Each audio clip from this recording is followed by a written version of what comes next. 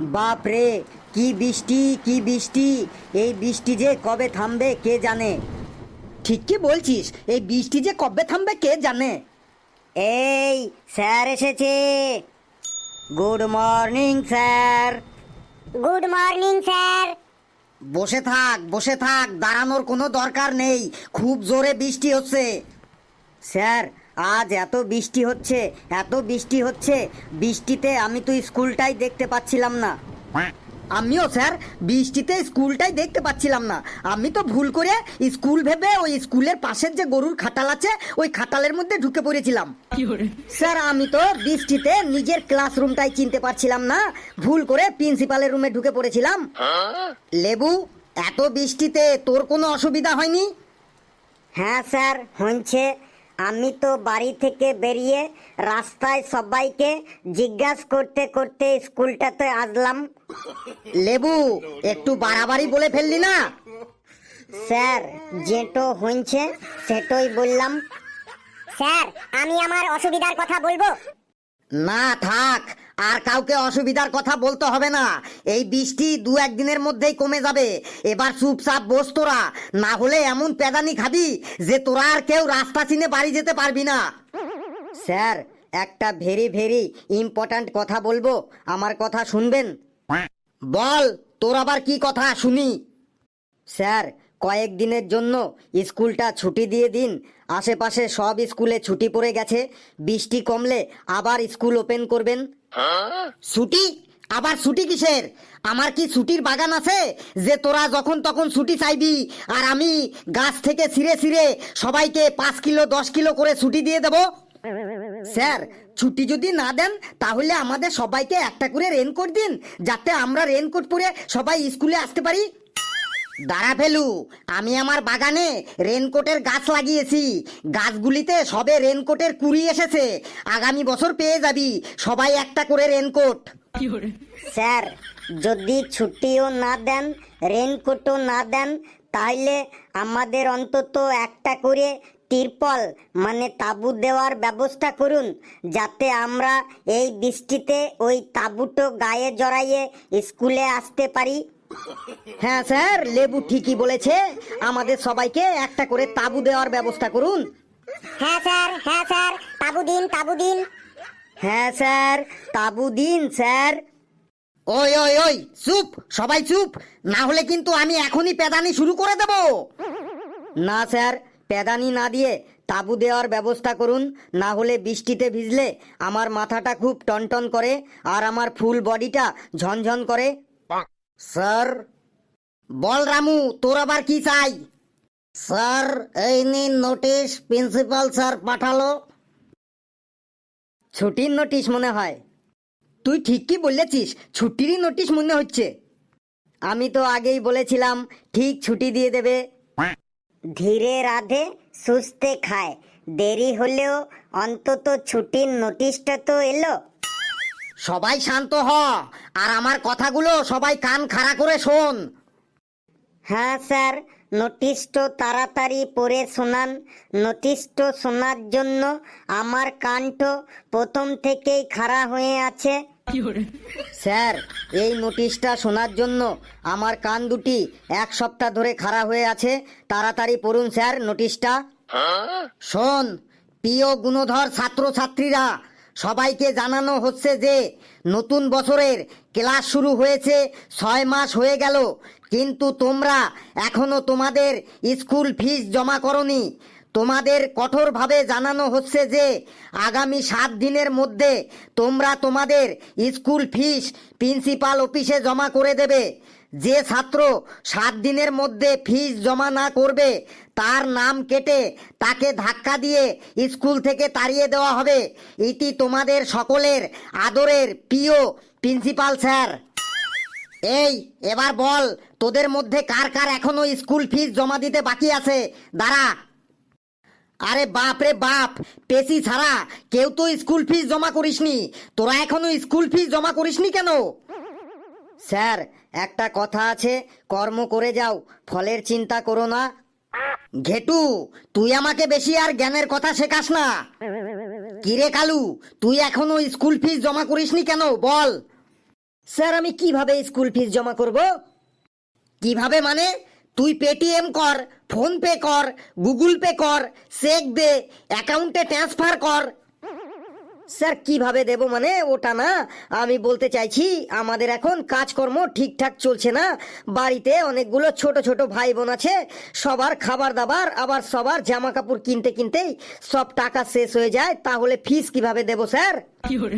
খাবার দাবার একটু কম করে খা, জামা কাপড় একটু কম করে পর, ফুল হাতা জামা বাদ দিয়ে হাফ হাতা জামা পর, ফুল প্যান্ট বাদ দিয়ে হাফ প্যান্ট পর, মাছ মাংস না খেয়ে সোয়াবিন খা, দেখ ঠিক ফিসের টাকা উঠে আসবে। 7 দিনের মধ্যে তুই ফিস জমা করবি, মনে থাকে জানো? কিরে লেবু, তুই ফিস জমা করিসনি কেন? স্যার 12 দিন ধরে আমি ওষুধ খাচ্ছি স্যার। মেলাতে চিলি চিকেন খেয়ে আমার 12 দিন ধরে পেটটোতে খুব ব্যথা করছিল, তাই ফিসের টাকাটো দিয়ে আমি ওষুধ কিনে খাচ্ছি, তাই ফিস দিতে পারিনি স্যার। কিন্তু স্যার ফিসটো আমি দিন দেব, পেটটো ঠিক হলেই ফিসটো আমি দিন দেবো স্যার, আপনার দিব্যি স্যার। স্কুলের ফিসের থেকেও তোর ওষুধটার বেশি গুরুত্ব হয়ে গেল? মানে ওষুধটারই গুরুত্ব বেশি আর স্কুল ফিসের কোনো গুরুত্ব নেই, তাই তো? এটা কি তুই তোর মামার বাড়ি পেয়েছিস? ওষুধ অনেক খেয়েছিস, আর খেতে হবে না, বেশি ওষুধ খেলে সাইড এফেক্ট হয়ে যাবে। এবার স্কুল ফিসটা তাড়াতাড়ি দে, না হলে পড়াশোনা না করলে তোর জীবনটা একদম বরবাদ হয়ে যাবে। কিন্তু 1 সপ্তাহের মধ্যেই তুই যেন স্কুল ফিস দিস। চুপচাপ বস। কিরে ঘেটু, তোর ফিস এখনো জমা করিসনি কেন? তোর কি প্রবলেম? তোর পুরো 3 বছরের ফিস বাকি, পুরো 1.5 লাখ টাকা। কবে দিবি তুই ফিস? 1 সপ্তাহের মধ্যে তুই যদি ফিস না দিস, তাহলে প্রিন্সিপাল স্যারকে বলে তোর নামে আমি কেস করে দেব। বলেন কি স্যার, 1.5 লাখ টাকা? 1.5 লাখ টাকা কি করে হয় স্যার? স্যার 1.5 লাখ টাকা কি করে হয় আমাকে বোঝান স্যার। 1.5 লাখ টাকা কি করে হয় এটাও তুই জানিস না? এটাও তোকে বলতে হবে? হ্যাঁ স্যার, 1.5 লাখ টাকা বাড়ির কাছে, কি করে 1.5 লাখ টাকা আমার বাকি আছে স্যার, আমাকে একটু বুঝিয়ে দিন স্যার। 1.5 লাখ টাকা কি করে হয় শোন। স্কুলে এসে এত ফ্যাসিলিটি পাচ্ছিস, latrine, bathroom, light, fan, geyser, water filter, free wifi, cycle stand, তারপর এত এত সাবজেক্ট পড়ানো হচ্ছে, English, math, Bangla, history, geography, physics, chemistry, drawing, সঙ্গীত, ড্যান্স, তারপর বিভিন্ন খেলাধুলা, cricket, football, hockey, gymnastic, ludo, kabaddi, এইগুলো সব শেখানো হচ্ছে। তার জন্যই ফিস নেওয়া হচ্ছে, বুঝলি? এবার বাপ রে, এই জন্য এত ফিস? স্যার এক কাজ করুন, ওখান থেকে ল্যাট্রিনটা বাদ দিয়ে দিন, কারণ আমি বাড়ি থেকেই ল্যাট্রিন করে আসি। জলের খরচটাও বাদ দিন, আমি বাড়ি থেকে জলের বোতল নিয়ে আসি। সঙ্গীত, ড্যান্স আর ফ্রি ওয়াইফাইটাও বাদ দিন, কারণ আমি স্কুলে এসে কখনো কোনো দিন মোবাইলে রিল বানাইনি। আর খেলাধুলার কথা বলছেন, আমি তো স্কুলে এসে কোনো দিন খেলিইনি। আমি বাড়িতে একটা খেলাই খেলি, সেটা হলো লুকোচুরি। এই সব বাদ দিয়ে এবার বলুন আমার ফিস কত হলো। বাপ রে বাপ, ফিসের কথা শুনে তুই পাগল হয়ে গেলি না তো? তুই বস, তোকে পরে দেখছি আমি ঘেটু। কি রে ফেলু, তোর ফিস কেন বাকি পড়ে আছে? তোর বাবাকে বলিসনি 1 বছর ধরে তোর ফিস বাকি পড়ে আছে? স্যার আমি বাবাকে ফিসের কথা বলেছি, আমি বলেছি ফিস দাও, না হলে রোজ স্যার আমাকে ফিস জমা করার জন্য চিল্লাচিল্লি করে। শুনে তোর বাবা কি বলে? স্যার বাবা বলে স্যাররা চিল্লাই তো ওনাদের চিল্লাতে দে, প্রথমে কিছুদিন চিল্লাবে, তারপরে চুপচাপ হয়ে যাবে, তারপর সব ভুলে যাবে। তুই কালকে তোর বাবাকে স্কুলে নিয়ে আসবি, চুপচাপ বস। স্যার একটা কথা বলবো। কি বলবি বল। স্যার ফিসটা একটু কম করা যাবে না? কেন ফিস কম করব কেন? স্যার আপনি তো অনেকদিন আগে একবার আমাদের বলেছিলেন যে ক্লাসে ভালো রচনা বলতে পারবে তার ফিসটা একটু কনসেশন করে দেওয়া হবে। হ্যাঁ স্যার, আপনি বলেছিলেন এটা। হ্যাঁ স্যার, এই কথাটাই আপনি বলেছিলেন বটে। হ্যাঁ আমি বলেছিলাম, কিন্তু তুই যা রচনা বলিস ওগুলো আবার রচনা হলো? উল্টো পাল্টা যা তোর মুখে আসে তাই তুই বলে দিস। না স্যার, ধরুন আপনি যে কোনো রচনা ধরুন, দেখুন একটু উল্টো পাল্টা বলবো না। বেশ,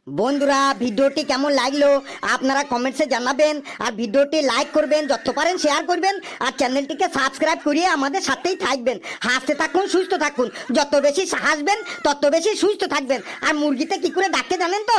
কক কক কক কক কক কক কক কক কক কক কক কক কক কক কক।